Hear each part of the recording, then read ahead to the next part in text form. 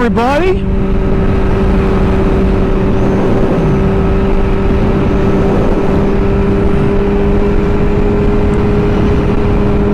I had to scrap my last video because I was listening to my music. It was a trial run. Obviously the music was playing and I couldn't upload the video for copyright reasons.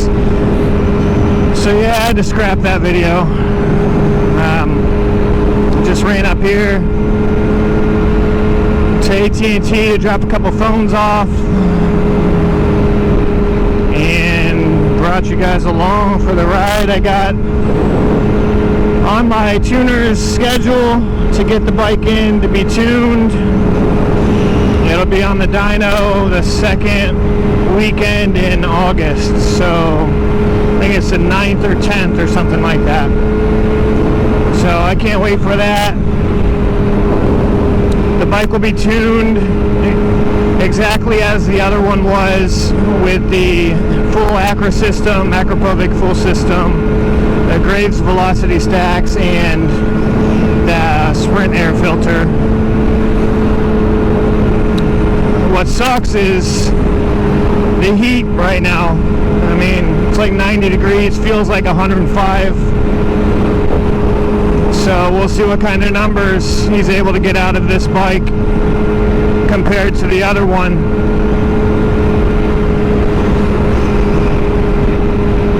The other one, man, when was that tuned? I can't remember what month it was. It was still warm. It was still warm and hot, but I don't think it was as hot as it is right now. And that bike pumped out 78.3 horsepower and right around 30 torque. That was all on the Woolwich software that my tuner uses. Really nice guy. His name's Jeremy. He's in Jacksonville, North Carolina. So if you're anywhere in that vicinity or willing to make a weekend beach run or something, maybe bring your bike, I'd highly recommend him. He's a good dude and knows his shit.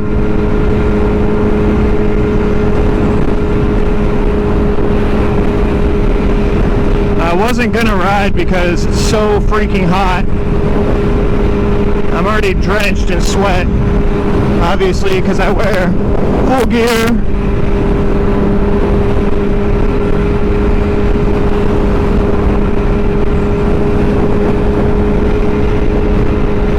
I guess it's probably not as bad as being in full leathers.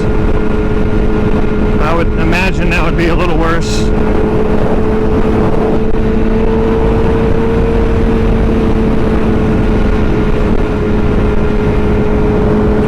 If this is one of your first times coming along across my channel, the main reason I got this bike, the Zx4rr, is for my two daughters to grow into. I got a 14-year-old, almost 15, and a 12-year-old, and they've shown some liking to riding. I bought a little Honda Grom, and they've been bombing around the neighborhood on that. And my older one, who's almost 15, she's excited about getting her driver's license and obviously being able to ride on the street with me. So sooner than later there will be another bike coming, and I'll introduce it to the channel. I don't know if I want to say what it is. I kind of want to keep it a secret, but yeah, it'll be a proper big bike. I've owned two 636 in the past. I had a 2014 and a 2020. Love both of those bikes. Many people were like, "No, you need to get a 636." You know, after they come across one of my videos with this, blah blah blah. So that's kind of why I just explained why I have this bike.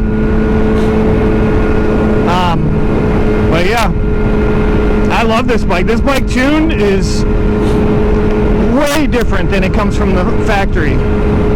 It's slow. I've said that in a couple of my other videos from the factory. It's slow.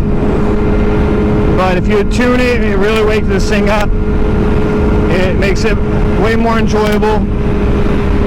I mean, just watch some of the reviews from people from overseas that review this bike, where it's not restricted, where it's got 75 to 80, somewhere around there, horsepower from the factory. They claim this Ram Air gives you a couple extra ponies. I don't know if that's true. Maybe. Who knows? But I thought all the ZX4 double R's had it. Maybe it's just the double R's. Maybe the single R doesn't have the Ram Air.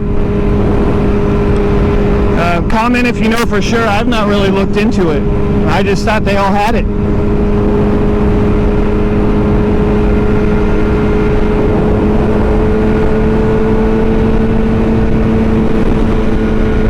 I am so ready for this heat to be gone. I am so ready for fall. I freaking hate the summertime. It's miserable to me. I love the fall. I love going a little further west in western North Carolina over to the Blue Ridge Mountains. Try and get over there obviously a couple times a year to go to the Dragon. But I also own property over there. And it's beautiful. And it's not as hot. And I'm not a beach person, so kind of ended up here where we're at along the coast here. It's a marine town, and my wife's brother is an ex-marine, and so his wife's family is from here, and we kind of ended up in this area. Not a bad place to raise a family at all. It's just not my liking. Most of my family lives over around Charlotte, and I hate going over to Charlotte too because it's so busy over there. I mean, Charlotte's just grown. You know, 485 is just, it's insane. It's just the population over there has grown exponentially, and every time I go over there, I'm like, how do you guys do it? You know, getting around anywhere? They're actually on the south side of Charlotte into Fort Mill down there, and it's still busy. It takes forever to get anywhere.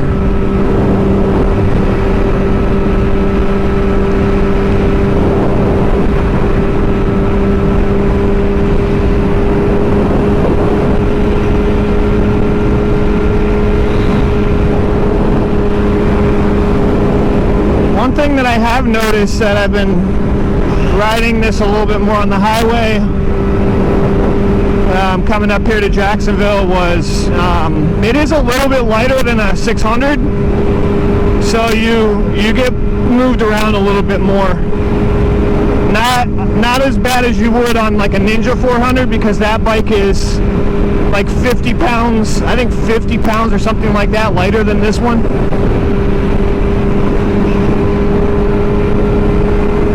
But unless you're tucked behind this windscreen, and I've got an MRA windscreen. The stock one is down here, straight across from the front fairing, and you have no coverage whatsoever. You're just getting your neck pulled back the whole entire time you're riding if you're going of any speed with that stock windscreen.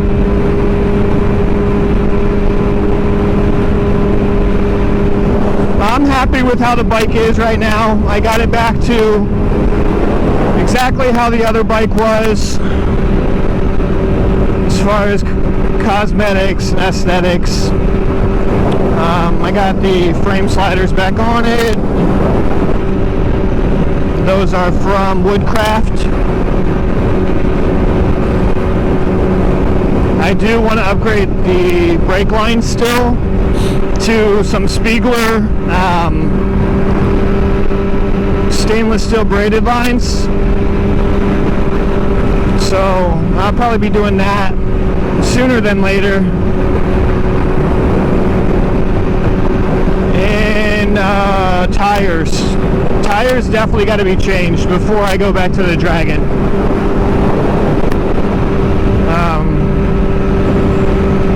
I'm gonna get some Pirellis,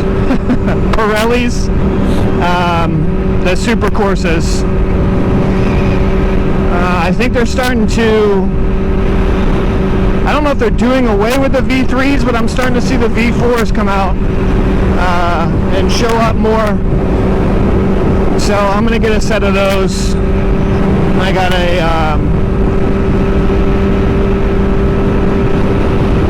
guy that I'm gonna buy them from, and they're actually pretty affordable, surprisingly. But obviously a lot more grip, softer compound than these stock ones.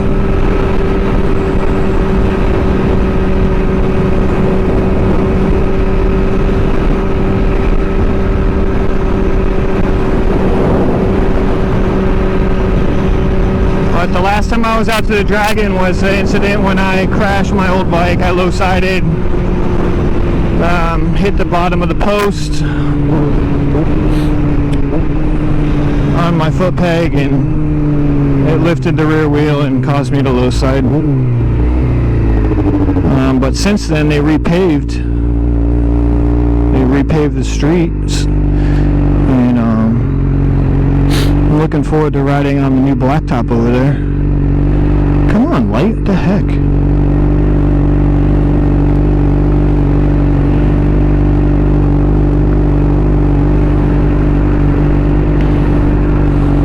Need to go. It's too hot to be sitting still. I've been watching my engine temperatures because I've seen people saying, well, I saw that somebody posted a thread, and their bike caught on fire, the engine caught on fire, and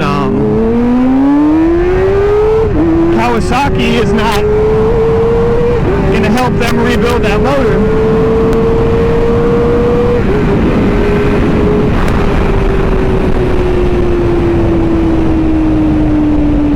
Your slow daily 100.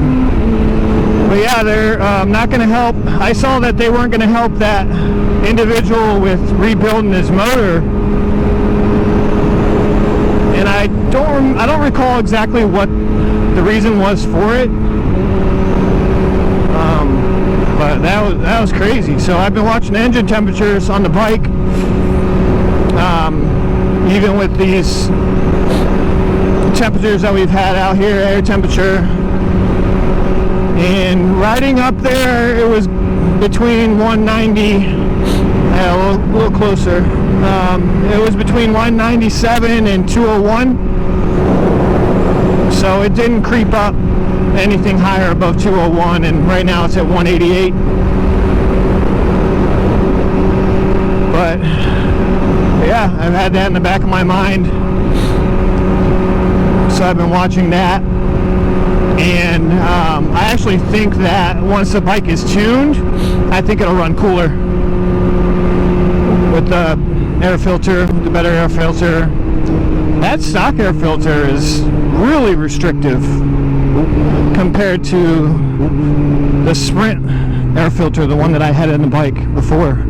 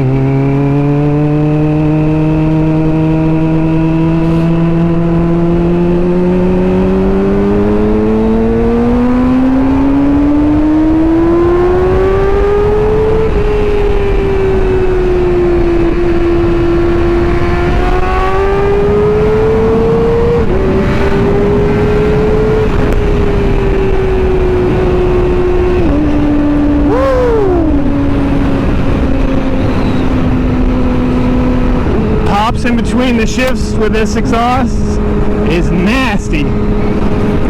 And once the tune is on it, it will spit fireballs too, which is super cool. So if you do any night riding, yeah, you're gonna get people's attention real quick.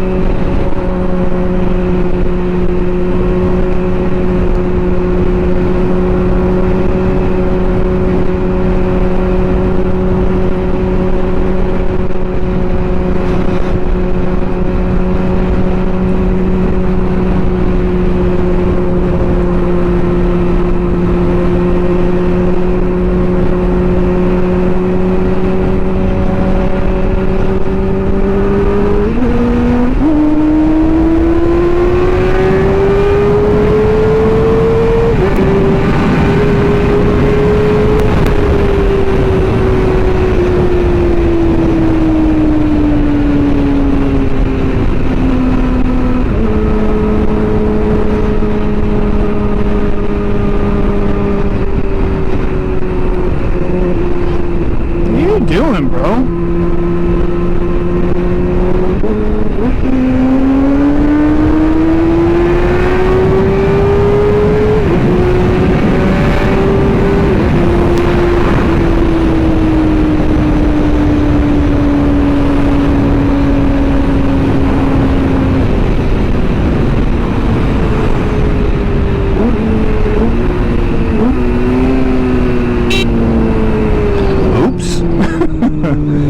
Buttons are too close together.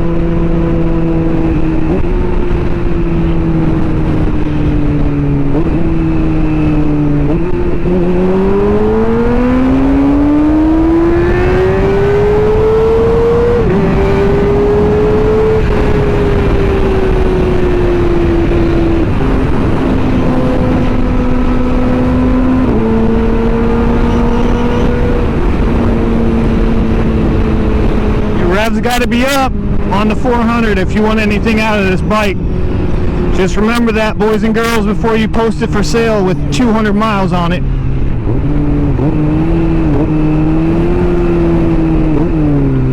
Get the bike tuned. You'll like it. Promise you. I appreciate you guys riding along with me. And up until next time, I will catch you in the next one. Peace out.